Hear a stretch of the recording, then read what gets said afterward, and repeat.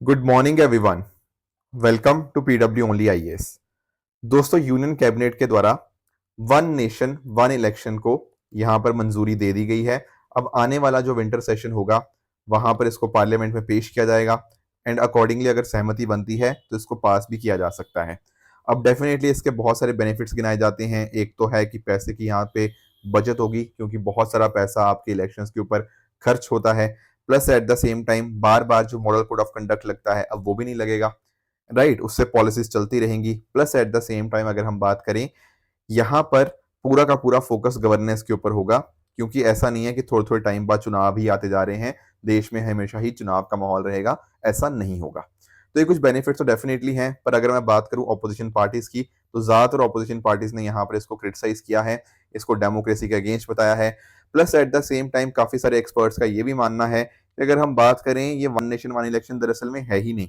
Actual में क्या है, जो रामनाथ कोविंद जी की अध्यक्षता के अंदर कमेटी बनी थी, उन्होंने बताया था कि लोकसभा और आपके जो असेंबली स्टेट असेंबलीज के चुनाव है वो तो इकट्ठे होंगे, पर आपकी जब हम बात करते हैं आपकी जो लोकल बॉडीज के, उसके चुनाव इसके 100 दिनों के विद इन हो जाएंगे। तो यानी कि वन नेशन इलेक्शन एक टाइम पे तो नहीं हो रहा, थोड़ा आसपास जरूर हो रहा है। इसके अलावा अगर मान लो यहाँ पे कोई डिसॉल्व हो जाता है तो वहां पर दोबारा इलेक्शन होंगे, पर वो जो इलेक्शन होंगे वो सिर्फ बाकी टर्म के लिए होंगे। और अगर सेंटर में सरकार गिर गई फिर तो पता ही नहीं कैसे होगा। और स्टेट में अगर मान लो सरकार गिर गई और लेट से वो 4 साल 3 महीने के बाद गिरी, तो सिर्फ और सिर्फ जो नई असेंबली बनेगी वो सिर्फ 9 महीने के लिए काम करेगी। अब 9 महीने के लिए एक असेंबली बनाई जा रही है, ये तो बड़ा ही क्वेश्चन मार्क हो जाता है। Plus at the same time एक जो बहुत ही मेजर क्वेश्चन मार्क उठता है ना, वो भी recently election commission of India की जो अभी उन्होंने अनाउंसमेंट करी थी उसके ऊपर है। एक्चुअल में जब अभी रिसेंटली चुनाव अनाउंस हुए जम्मू कश्मीर के, हरियाणा के, तो वहां पर इलेक्शन कमीशन ऑफ इंडिया ने ये बोला कि अभी हम यहाँ पर चुनाव करवा रहे हैं, महाराष्ट्र और झारखंड के चुनाव वो कुछ टाइम के बाद होंगे, क्योंकि सारी की सारी सिक्योरिटी फोर्सेज यहाँ पे जम्मू कश्मीर के इलेक्शंस करवाने में यहाँ पे व्यस्त हैं। तो जब यहाँ पर 4 स्टेट्स जम्मू कश्मीर, हरियाणा, महाराष्ट्र और झारखंड, इनके ही चुनाव इकट्ठे करवाने में हमें दिक्कत आ रही है, तो हम पूरे देश भर के अंदर चुनाव एक ही समय के ऊपर कैसे करवा सकते हैं। ऐसा यहाँ पर बहुत सारी ऑपोजिशन पार्टीज ने ये बात कही है। तो डेफिनेटली देखो, बेनिफिट से कोई मना नहीं कर रहा, पर कैसे इसको इंप्लीमेंट कैसे किया जाएगा, क्या प्रैक्टिकल क्या चैलेंजेस आएंगे, अगर उनको हम ध्यान से मैनेज करते हैं, plus at the same time जो 2/3 मेजोरिटी चाहिए होगी क्या वो सरकार के पास है या नहीं है, तो ये सब चीजें हमें आने वाले विंटर सेशन के अंदर पता लगेंगी। पर डेफिनेटली इसके पॉजिटिव नेगेटिव्स या चैलेंजेस हैं, उनके बारे में हमें डेफिनेटली जानकारी होनी चाहिए। दोस्तों, स्टार्ट करते हैं डिस्कशन। डेट है आज की 19 सितंबर 2024 एंड आप सभी का स्वागत है आज के प्रीलिम बूस्टर न्यूज डिस्कशन के अंदर। पहला जो हम टॉपिक डिस्कस करेंगे वो है आपका विंडफॉल टैक्स के बारे में। क्या आपने कभी ये टर्म सुना, विंडफॉल? देखो, अगर आप इसका डिक्शनरी मीनिंग चेक करोगे ना विंडफॉल का, इसका मीनिंग है अनएक्सपेक्टेड गेन। अनएक्सपेक्टेड क्या होता है? जो आपने एक्सपेक्ट नहीं किया, अप्रत्याशित लाभ भी आप इस चीज को बोल सकते हो। मान लो जैसे आप अपने एक दिन खेत में टहल रहे थे और खेत में आपको बहुत सारा सोना मिल गया, करोड़ों का सोना मिल गया। अब आपने एक्सपेक्ट थोड़ी किया था कि आपके खेत में एक दिन आपको सोना मिल जाएगा, पर मिल गया ना। तो ये क्या हुआ? ये एक तरह का अनएक्सपेक्टेड गेन हुआ। तो जब भी आपको इस तरह से कुछ अनएक्सपेक्टेड प्रॉफिट होता है ना, तो सरकार क्या बोलेगी? सरकार बोलेगी भाई प्रॉफिट हुआ है ना, तो भाई मुझे टैक्स दे दे। इसी बात को बोला जाता है विंडफॉल टैक्स। तो हुआ क्या विंडफॉल टैक्स का meaning? It is a higher tax levied by the government on specific industries when they experience unexpected and above average profit. जैसे फॉर एग्जांपल अगर मैं बात करूं ना यूएसए की, वहां से दरअसल में ये स्टार्ट हुआ। 1980s के अंदर क्या हुआ, अचानक से जब ऑयल क्राइसिस आया 1979 के अंदर, उसकी वजह से ऑयल प्राइसेस बहुत ज्यादा बढ़ गए। उस वजह से जो कंपनीज इस सेक्टर में काम कर रही थी उनको बहुत ज्यादा अनएक्सपेक्टेड बेनिफिट हुआ। अब ये इन्होंने एक्सपेक्ट थोड़ी किया था कि यहाँ पे वॉर हो जाएगी एंड उस वजह से उनको बेनिफिट हो जाएगा। तो ये यहाँ पे जब इस तरह के गेन के ऊपर टैक्स लगाया जाता है ना, उसको बोलते हैं विंडफॉल टैक्स। अब यहाँ पर इंडिया के अंदर भी यहाँ पे आप नोटिस करोगे 2022 के अंदर हमने भी यहाँ पर इस तरह से टैक्स लगाया था, विंडफॉल टैक्स, राइट। अब यहाँ पर डिसाइड ये हुआ है कि गवर्नमेंट ना स्लैश कर रही है, इसको यहाँ पे खत्म कर रही है 20 per ton with effect from September 18। कल से यहाँ पे डोमेस्टिकली प्रोड्यूस जो क्रूड ऑयल है ना, उसके ऊपर जो विंडफॉल टैक्स है उसको यहाँ पे खत्म किया जा रहा है। इस वजह से particular term windfall tax news में थी। तो ये टर्म का मीनिंग क्या होता है और आज के समय विंडफॉल टैक्स क्या है, ये चीजें आपको पता होनी चाहिए। दोस्तों, हिंदी दिवस के उपलक्ष्य के अंदर आप जानते हैं कि हमारे जितने भी आपके कोर्सेज हैं हिंदी के अंदर, उन सभी के ऊपर आपको अप टू 75% ऑफ देखने को मिल जाएगा। चाहे आपका प्रहार बैच है, आपका संकल्प बैच है, आपका एनसीईआरटी फाउंडेशन बैच है। इन सभी कोर्सेज के जो लिंक्स हैं मैंने नीचे डिस्क्रिप्शन के अंदर दे दिए हैं। तो इन लिंक्स पे जाके आप क्लिक करके अपनी प्रिपरेशन को और भी स्ट्रॉन्ग कर सकते हो। अगर कोई आपको डाउट आता है तो आप हमें 8071174446 इस नंबर पे भी आप हमें कांटेक्ट कर सकते हो। आगे आते हैं अगले टॉपिक की तरफ, that is walkie talkies solar equipment explored a day after Lebanon pager blast kill 14। देखो एक्चुअल में क्या हुआ ना, अभी लेबनान के अंदर ना हमें एक इश्यूज देखने को मिले हैं, मेजर इश्यूज हमें यहाँ पे देखने को मिले हैं विद रिगार्ड्स टू आपके जो पेजर्स होते हैं प्लस आपके जो वॉकी टॉकीज होते हैं उनके रिगार्डिंग। मैं पहले आपको ना लोकेशन थोड़ा समझाता हूँ। अब आप सब लोगों ने इसराइल का तो लोकेशन कई बार हमने डिस्कशन करी ही करी है, राइट। और मैंने आपको बताया भी हुआ है कि इसराइल को जो बॉर्डरिंग कंट्रीज हैं, एक तो उसमें आपका इजिप्ट आ गया, आपका जॉर्डन आ गया, आपका सीरिया आ गया और लेबनान आ गया। बाकी देखो पैलेस्टीन की अगर हम बात करें तो यहाँ पर आपको वेस्ट बैंक हो गया और यहाँ पर आपको गाजा पट्टी देखने को मिल जाती है। ये सारी लोकेशन हमने कई बार डिस्कशन करी हुई हैं प्रीलिम बूस्टर के अंदर ही। अब जब मैं बात करता हूँ ना सदर्न लेबनान की, ये वाले रीजन की, यहाँ पर आपको एक ग्रुप एक्टिव देखने को मिलता है जिसका नाम है हिजबुल्लाह। अब जब मैं बात करता हूं देखो हिजबुल्लाह की, तो आपको ध्यान में रखना है कि हिजबुल्लाह दरअसल में एक ईरान के द्वारा बैक्ड शिया इस्लामिस्ट पॉलिटिकल पार्टी है, बेसिकली एक मिलिटेंट ग्रुप है जिसके रूट्स आपको लेबनान में देखने को मिल जाते हैं। 1980s के अंदर ये स्टार्ट हुआ। एक्चुअल में क्या हुआ, इसराइल ने जब सदर्न लेबनान के कुछ एरियाज को कैप्चर किया ना, उसके बाद यहाँ पर ये ग्रुप बहुत ज्यादा एक्टिव हो गया। यूएसए और बाकी और बहुत सारे देश इसको टेररिस्ट ऑर्गेनाइजेशन भी यहाँ पे डिक्लेयर कर चुके हैं। अब क्योंकि देखो ये वाला जो ग्रुप है वो आपका इसराइल के अगेंस्ट काम करता है, तो इसराइल की कोशिश ये थी कि किस तरह से यहाँ पर इस ग्रुप को थोड़ा न्यूट्रलाइज किया जाए। एंड दरअसल में ना हिजबुल्लाह के जो लोग हैं वो दरअसल में इस तरह के पेजर्स का इस्तेमाल करते हैं आपस में कम्युनिकेट करने के लिए। जैसे आप लोग मोबाइल के माध्यम से एक दूसरे से बातचीत करते हो। अब मोबाइल का पता कि दिक्कत क्या है, मोबाइल थोड़े मतलब ट्रैक करना मोबाइलों को थोड़ा आसान हो जाता है, राइट। किसी को कोई हैक कर सकता है, इस तरह की चीजें। तो हिजबुल्लाह का ऐसा मानना था कि ये जो पेजर होते हैं ना, ये पेजर ज्यादा एक बढ़िया तरीका है जिसके माध्यम से सामने वाला बंदा आपको हैक नहीं कर पाएगा। अब यही होते हैं pager, basically small portable device जिसके माध्यम से आप शॉर्ट मैसेज या अलर्ट रिसीव कर सकते हो। अब ये रेडियो फ्रीक्वेंसी नेटवर्क के ऊपर काम करता है। इनकी वर्किंग दरअसल में कुछ इस तरह से होती है कि लेट्स से एक मैसेज गया पेजर के ऊपर, ठीक है, चाहे वो फोन या कंप्यूटर के माध्यम से हो, तो ये रेडियो सिग्नल के माध्यम से यहाँ पे ब्रॉडकास्टिंग होता है, पेजिंग सिस्टम जो होता है। तो मैसेज को वो अकॉर्डिंगली कैरी करता है, जिस पेजर पे जाना होता है उसको सिग्नल रिसीव करता है डिपेंडिंग ऑन द फैक्ट कि उसकी क्या फ्रीक्वेंसी है, एंड अकॉर्डिंगली वहां पे वो मैसेज पहुंच जाता है। प्लस जैसे मैसेज पहुंचता है वहां पे उस यूजर को एक अलर्ट भी आ जाता है, एक बीप की साउंड वहां पे आने लग जाती है। तो this is how the message is transmitted. अब कोशिश तो यही थी कि इसको अच्छे से करा जाए, पर एक्चुअल में ऐसा देखा गया कि कुछ एक पर्टिकुलर एरियाज हैं जिसके माध्यम से पेजर बनाए जाते थे। क्योंकि आज आप नोटिस करो ना, आज के समय तो आपको पेजर बनाने वाली कंपनीज या यूज करने वाले लोग आपको हार्डली मिलते हैं। तो यहाँ पर क्या हुआ है, ऐसा बताया जा रहा है कि इसराइल की जो आपको इसराइल का जो मोसाद आपको देखने को मिलता है, ठीक है, जो उनकी आपकी जैसे भारत की रॉ है, इस तरह से इसराइल की जो मोसाद है उसके द्वारा ऐसा बताया गया कि ये जो पेजर है ना, इनके अंदर एक्सप्लोजिव्स डलवा दिए गए, ठीक है, जिस वजह से यहां पर इसराइल ने एक तरह से पेजर्स एक्सप्लोड करवा दिए। मतलब इस पेजर के अंदर ना एक डिवाइस डलवा दिया, एंड जैसे ही अकॉर्डिंगली वो चीज करी, एंड अकॉर्डिंगली ये पेजर्स आपके एक्सप्लोड हो गए, जिस वजह से लगभग 3,000 लोग इंजर्ड हुए हैं एंड आपका 9 से ज्यादा लोगों की डेथ हुई है। उसके बाद अगर हम बात करें वॉकी टॉकीज और बाकी चीजों की भी, तो टोटल ये डेथ आपकी 14 से भी यहाँ पे क्रॉस कर गई है, ऐसा यहाँ पे बताया जा रहा है। तो ये पेजर्स का मीनिंग क्या है, plus at the same time Hezbollah क्या है, राइट, एंड किस तरह से आपके जो हिजबुल्लाह आपका पेजर्स के ऊपर रिलाई करता था, ये बातें आपको पता होनी चाहिए। अगला दोस्तों हमारा जो टॉपिक है वो है करम पर्व के बारे में। पर्व तो आप सब लोग समझते होंगे, पर्व एक तरह का त्योहार होता है, ठीक है, एक फेस्टिवल होता है। बिल्कुल, ये जो फेस्टिवल होता है ना, ये आपके ट्राइबल लोग इसको सेलिब्रेट करते हैं। झारखंड, वेस्ट बंगाल, बिहार, मध्य प्रदेश, छत्तीसगढ़, असम, उड़ीसा, इन कुछ स्टेट्स के अंदर इस यहाँ के जो ट्राइबल लोग हैं वो उसको सेलिब्रेट करते हैं। क्यों सेलिब्रेट करते हैं, क्योंकि ये हार्वेस्ट फेस्टिवल एक तरह से है, राइट। यहाँ पर जो कर्म देवता है ना, जिनको कर्म लॉर्ड या कर्म गॉड के नाम से जाना जाता है, उनको एक तरह से यहाँ पे पूजा जाता है, ठीक है। और इसको यहाँ पे हमने एग्रीकल्चर साइकिल के साथ इसके लिंक कर दिया है, यानी कि जो हार्वेस्टिंग का टाइम होगा ना, उस समय यहाँ पर इस पर्व को मनाया जाएगा। जो भगवान कर्म जो है ना, उनको यहाँ पे फेस्टिवल ऑफ, मतलब इस पर्टिकुलर फेस्टिवल को फेस्टिवल ऑफ ग्रेन्स के नाम से भी जाना जाता है, एंड कर्म देवता की यहाँ पे पूजा करी जाती है। अब यहाँ पर एक चीज आपको और ध्यान में रखना है कि एक पेड़ है और उस पेड़ का नाम करम पेड़ या फिर कदम पेड़ के नाम से इसको जाना जाता है।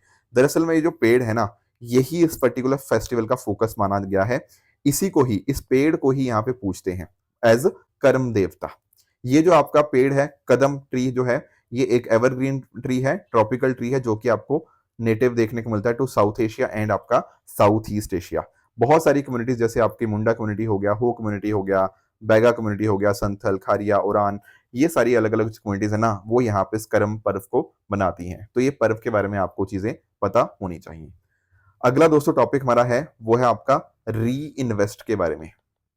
अब आप पूछेंगे ये क्या मुद्दा है। देखो आर ई वर्ड यहाँ पे आ गया ना, इसका मीनिंग क्या है, रिन्यूएबल। समझे इस बात को।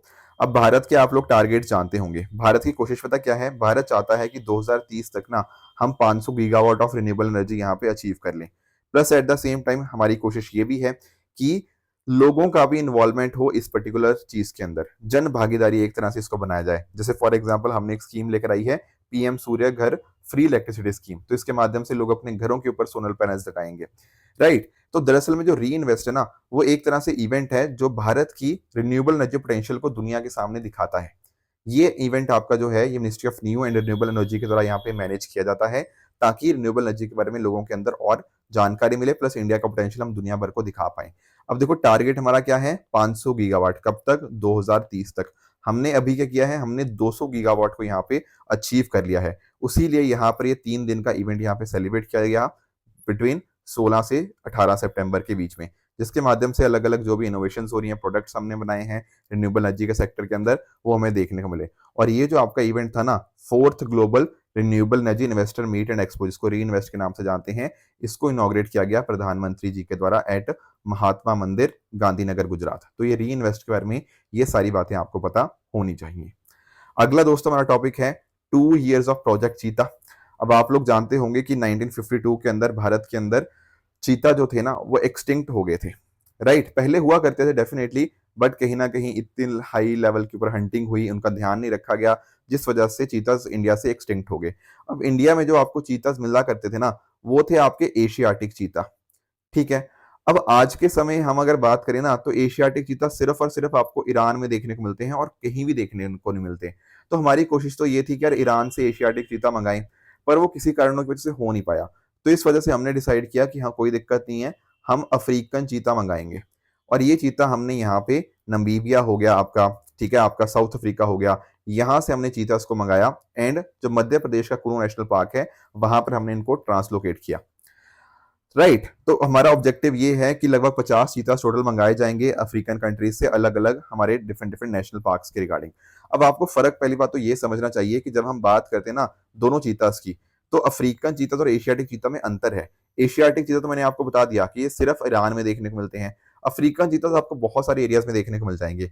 इसी वजह से इनका जो आईयूसीएन स्टेटस है वो वल्नरेबल है। पर एशियाटिक चीता का अगर हम बात करें आईयूसीएन स्टेटस, वो आपको क्रिटिकली एंडेंजर्ड देखने को मिलता है, क्योंकि इनका नंबर बहुत बहुत बहुत ज्यादा कम है। Plus at the same time आप नोटिस करोगे इनका जो एशियाटिक चीता का साइज होता है, ये थोड़ा सा छोटा होता है, दे आर स्लाइटली स्मॉलर, ठीक है। और उनकी जो स्किन होती है वो आप नोटिस कर पाओगे, यहाँ पर आपको ज्यादा फर देखने को मिलेगी, बेली के नीचे भी, और आपके यहाँ पे आपके नेक के पीछे वाली साइड भी आपको ज्यादा फर देखने को मिल जाती है। जबकि जो अफ्रीकन चीता है वो थोड़ा सा बड़ा होता है as compare to Asiatic cheetah. तो ये बातें तो आपको पता होनी चाहिए। इसके अलावा अगर मैं देखो बात करूं, आप यहाँ पे नोटिस कर पाओगे चीता एकमात्र ऐसा लार्ज कार्निवोर है जो भारत से कंप्लीटली वाइप आउट हो गया था because of over hunting and habitat loss. 1948 में आखिरी बार देखा गया था, एंड 1952 के अंदर यहाँ पे इसको एक्सटिंक्ट डिक्लेयर कर दिया गया। चीता डेफिनेटली लार्ज कैट्स हैं जो आपको अफ्रीका और साउथ वेस्ट एशिया में देखने को मिल जाते हैं। बाकी मैंने आपको इसके रिगार्डिंग नंबर्स बता ही दिए, ठीक है। ये फास्टेस्ट लैंड एनिमल है जो कि 80 से 100 किलोमीटर पर आवर की स्पीड के बीच में रन कर सकते हैं। चीताज आपके सोशल ग्रुप्स में भी रहते हैं, फीमेल्स और उनके बच्चों, ठीक है। जो मेल कोलिशन होते हैं, इन कुछ ऐसे होते हैं जो थोड़ा अकेले में रहना ज्यादा पसंद करते हैं। ये ज्यादातर आपके दिन के समय ज्यादा एक्टिव होते हैं, ठीक है, एज कम्पेयर टू बाकी कार्निवोर्स। जैसे आपके लेपर्ड्स हो गया, लॉइन्स हो गया, वो रात के समय ज्यादा एक्टिव होते हैं, पर चीता आपके दिन के समय एक्टिव ज्यादा देखने को मिल जाते हैं। इनका जो जेस्टेशन पीरियड होता है वो 3 महीने के आसपास का होता है।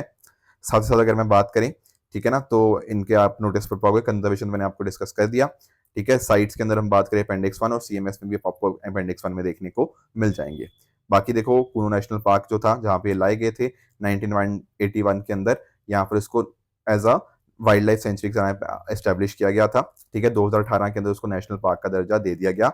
ये आपका काथियार गिर ड्राई डेसिडुअस फॉरेस्ट का पार्ट है। तो ये कुछ फैक्चुअल चीजें थी जो आपको डेफिनेटली पता होनी चाहिए थी। आगे आते हैं, अगला टॉपिक हमारा जो है वो रापा न्यूई जीनोम्स के बारे में है। थोड़ा सा समझते हैं। देखो, जब मैं यहाँ पे बात कर रहा हूँ ना, पहली बात तो आपको समझना है, मैं बात कर रहा हूँ पैसिफिक ओशियन की। एंड यहाँ पे आपको एक देश देखने को मिलता है जिसका नाम है चिली। अब चिली का ही एक हिस्सा ना यहाँ पर है ईस्टर आइलैंड। दरअसल में हुआ क्या था ना, जो ईस्टर का दिन था उस दिन को यहाँ पर ये आइलैंड एक इन्वेंटर या रदर आई शुड से एक ट्रेवलर ने यहाँ पे पाया। इनका नाम था, डच के एक एक्सप्लोरर थे जैकब रोगेविन। ये इनको पहली बार ये आइलैंड मिला, ठीक है, ईस्टर वाले दिन, इसीलिए इसका नाम रख दिया गया ईस्टर आइलैंड। इसी आइलैंड को दूसरा नाम क्या है इसका, रापा न्यूई। और ये रापा नुई ना अपने आप में बड़ा ही फेमस आइलैंड है। पता है क्यों? क्योंकि इस तरह के स्टैचूज देखने को मिलते हैं। ये आप लोगों ने कई बार फोटोज देखी होंगी अपने, ठीक है, फेसबुक वगैरह के ऊपर इस तरह की फोटोज बहुत पॉपुलर चलती हैं।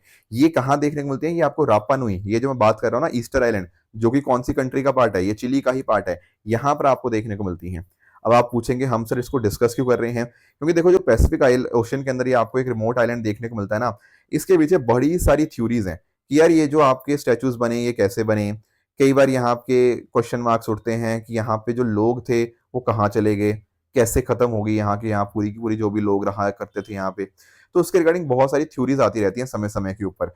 जो पिछली वाली थ्योरी थी ना, वो यहाँ पर ये बता रही थी कि दरअसल में जो यहाँ पे लोगों की डेथ हुई ना, उसका कारण था इकोसाइड। अब आप पूछेंगे ये क्या होता है सर, इकोसाइड का मतलब क्या होता है? देखो, आप लोगों ने वर्ड सुना होगा सुसाइड। सुसाइड होता है अपने आप को मार लेना। इकोसाइड का मतलब होता है आपका इन्वायरमेंट या इकोलॉजिकल सुसाइड।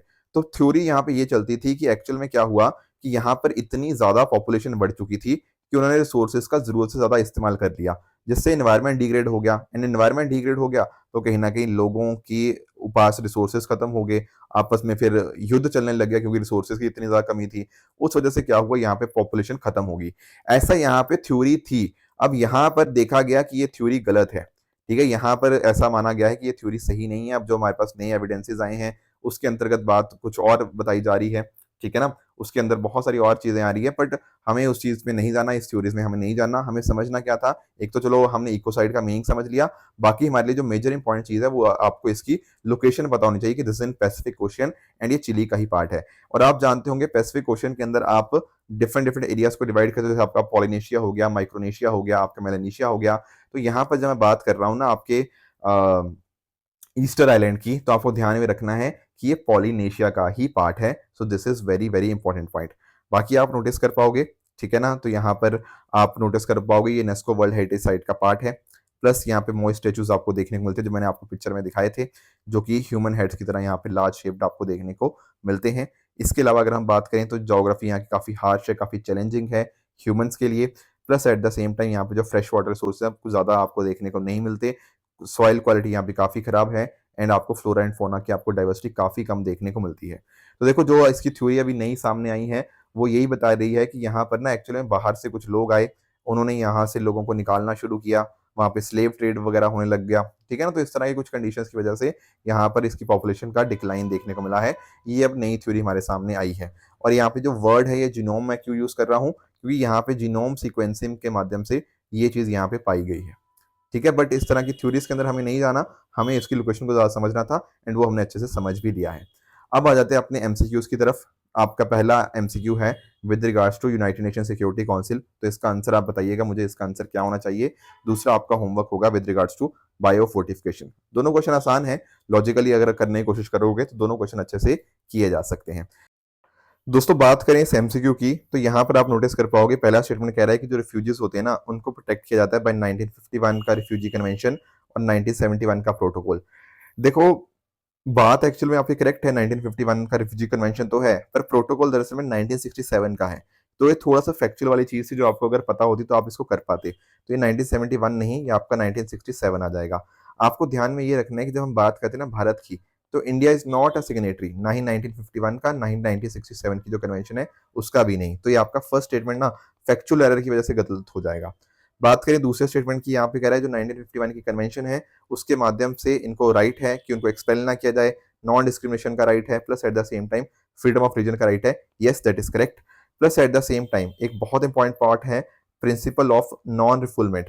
ये एक्चुअली में मैंने आपके साथ कल डिस्कस भी किया था ना कि एथिक्स के अंदर भी क्वेश्चन आया हुआ है इसके ऊपर, तो आपको ये बात पता होनी चाहिए कि इसका मीनिंग क्या होता है। देखो मान लो एक कोई पर्सन है, ये अपने देश से भागकर आ गया, किसी दूसरे देश में इसने शरण ले ली, रिफ्यूजी की तरह यहाँ पे आया है, एंड अकॉर्डिंगली अगर इसको वापस भेजकर उस देश में खतरा है ना, उसकी जान को खतरा है, तो उस केस में यहाँ पर इसका जो रिटर्न है उसको रोका जा सकता है, इसके रिटर्न को प्रोहिबिट किया जा सकता है। यही है प्रिंसिपल ऑफ नॉन रिफुलमेंट। तो ये बात भी आपको पता होनी चाहिए। तो यहाँ पर क्या हुआ, आपका सेकंड और थर्ड करेक्ट हुआ, तो ओनली 2 स्टेटमेंट्स आर करेक्ट, तो इसका आंसर बनेगा ऑप्शन नंबर बी, ओनली 2। आगे आते हैं, आपका दूसरा होमवर्क था with regards to privilege motion. अब ये तो क्वेश्चन काफी आसान था, ठीक है। यहाँ पे आप नोटिस करोगे आपका पहला स्टेटमेंट बिल्कुल ठीक है, ठीक है, और सेकंड स्टेटमेंट जो है यहाँ पे जो बात कर रहा है कि सिर्फ लोकसभा में हो सकते हैं, नहीं, लोकसभा और राज्यसभा दोनों में हो सकता है, तो सेकंड आपका इनकरेक्ट बन जाएगा, पहला आपका करेक्ट है। ये देखो आप लक्ष्मीकांत आप रिवाइज करोगे तो आपको ये बिल्कुल उसमें आराम से मिल जाएगा।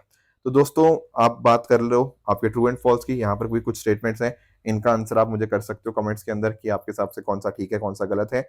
और साथ ही साथ मैंने कल जो आपको होमवर्क दिया था लोक अदालत के बारे में, तो यहाँ पर जो बात करें ना कि यहाँ पर ये नॉन बाइंडिंग होता है, नहीं, मैंने डिस्कस किया था कि ये बाइंडिंग होगा, इनका जो भी फैसला होगा। आईटीयू डेफिनेटली आपकी यूएन की स्पेशल एजेंसी है, ये करेक्ट है। पीएम श्री आपका जो था वो सेंट्रली स्पॉन्सर्ड स्कीम थी, तो ये स्टेटमेंट आपका यहाँ पे इनकरेक्ट हो जाएगा। दोस्तों ये थी आज की डिस्कशन, इसी तरह से आप भी अपने एंड पे हार्ड वर्क करते रहिए। Thank you so much for joining, all the very best.